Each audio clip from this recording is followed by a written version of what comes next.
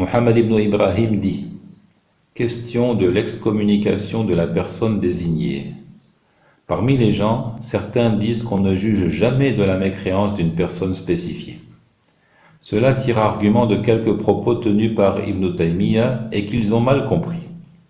Je pense même qu'il n'excommunie que celui qui fut cité nommément par le Coran à l'exemple de Pharaon.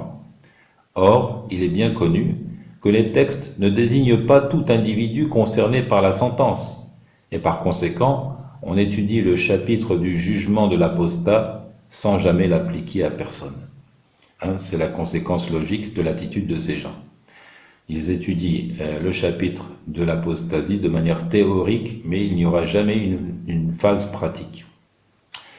Muhammad ibn Ibrahim ajoute: c'est là un égarement aveugle et une ignorance profonde. Il doit plutôt être appliqué sous condition. Le jugement de l'apostasie doit être appliqué sous condition.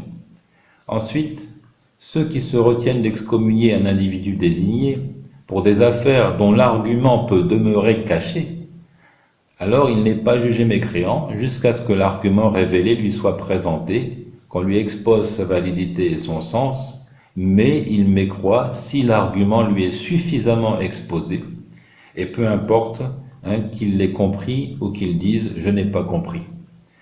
Donc, je reprends. Ensuite, pour des affaires dont l'argument peut demeurer caché, donc subtil, la personne n'est pas jugée mécréante jusqu'à ce que l'argument lui soit présenté, qu'on lui expose son authenticité et sa signification. Mais ce même individu mécroit véritablement si l'argument lui est suffisamment exposé, sous-entendu ici, et qu'il le refuse, qu'il s'entête, et peu importe qu'il l'ait compris ou qu'il dise « je n'ai pas compris », ou qu'il l'ait compris puis l'ait renié, car ce ne sont pas tous les mécréants qui sont des disputeurs, des gens qui ont connu puis refusé. Il y a effectivement des mécréants ignorants. Pour ce qu'on sait être une portion des enseignements du messager d'Allah de manière évidente et indéniable, la personne mécroit simplement en s'y opposant, et il n'y a nul besoin de l'édifier, que ce soit en rapport avec les fondements de la religion ou ses extensions, tant qu'elle n'est pas nouvellement convertie. Donc c'est cette portion du discours de Muhammad ibn Ibrahim qui nous intéresse. Pour ce qu'on sait être une portion des enseignements du messager d'Allah, de manière évidente, la personne mécroit simplement en s'y opposant, il n'y a nul besoin de l'édifier, que cette question soit en lien avec la doctrine ou qu'elle soit en lien avec les extensions de la loi, alors elle est jugée mécréante tant qu'elle n'est pas nouvellement convertie. La troisième catégorie, dit-il, est celle des éléments obscurs. La personne ne devient pas mécréante en cela, même après qu'on lui ait exposé les preuves, que ce soit dans le domaine des extensions ou des fondements de la religion. Et parmi ces exemples, l'homme qui a recommandé à ses proches de l'incinérer après son décès.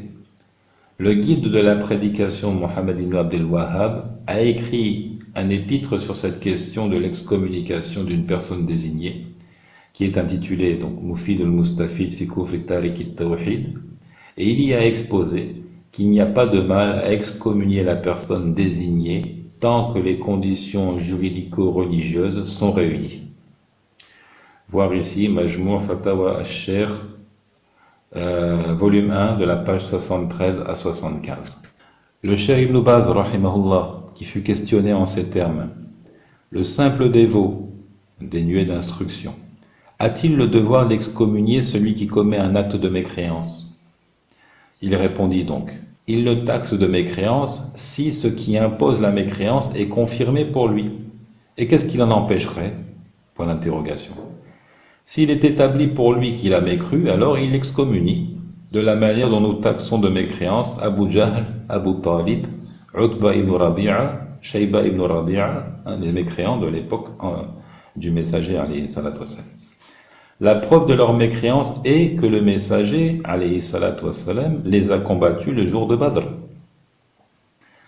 Donc le questionneur ajouta: cher, doit-on interdire l'excommunication aux simples dévots, dénués d'instruction? Donc il insiste, la personne qui pose la question ici insiste, parce qu'il est fréquent d'entendre que l'excommunication est réservée aux gens de science, aux érudits.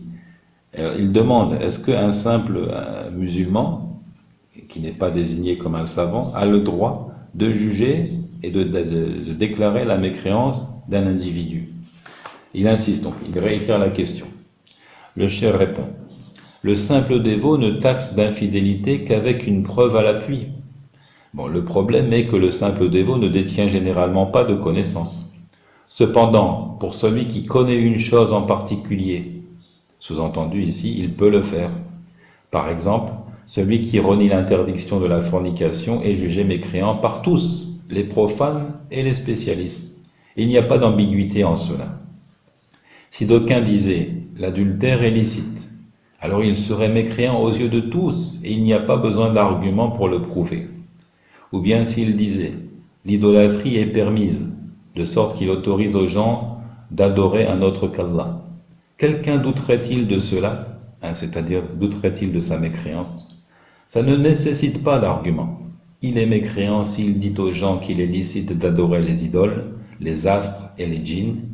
On se retient plutôt de juger de l'apostasie pour les questions problématiques qui peuvent rester cachées à la masse. Donc ici, il conclut par cette phrase très importante qui appuie l'idée développée dans ce chapitre.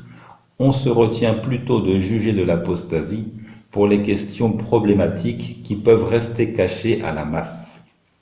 Voir ici Sharh Kashf al-Shubuhat à la page 34. Enfin, notons que la notion de ma'loum min ad-dini bid-darura, connue comme étant de la religion à l'évidence, est soumise à la relativité. En effet, certains points du dogme ou de la jurisprudence peuvent être connus de tous à une époque et ignorés par certains à une autre époque. Ils peuvent être évidents pour une population alors qu'ils sont obscurs pour les habitants d'un autre pays qui n'auraient pas la chance de voir, par exemple, son gouvernement s'attacher à la religion authentique, qui ne faciliterait pas l'expansion et la banalisation du savoir religieux.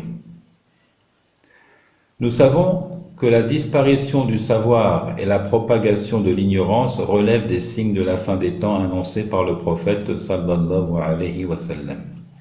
Ce qui explique que certains gagneront un jour leur salut en déclamant l'attestation de foi sans même prier ou jeûner, comme cela est venu dans le récit de Hudhayfa. Mais cette époque n'est pas venue, et nous soutenons que même les non-musulmans sont aujourd'hui en mesure de citer les 5 piliers de l'islam.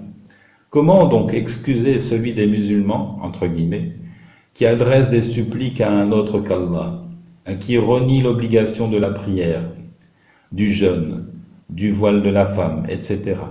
Comment ne pas excommunier celui qui s'autorise le vin et la fornication? Ô Allah, toi qui fais chavirer les cœurs, raffermis nos cœurs sur ta religion. C'était là donc le troisième point, la troisième manifestation de l'hérésie attentiste à notre époque, à savoir de se refuser d'excommunier tout individu avant l'établissement des preuves, et ce, quelle que soit la question, sans se soucier du caractère subtil ou au contraire évident de la question sur laquelle la personne contrarie la religion de l'islam.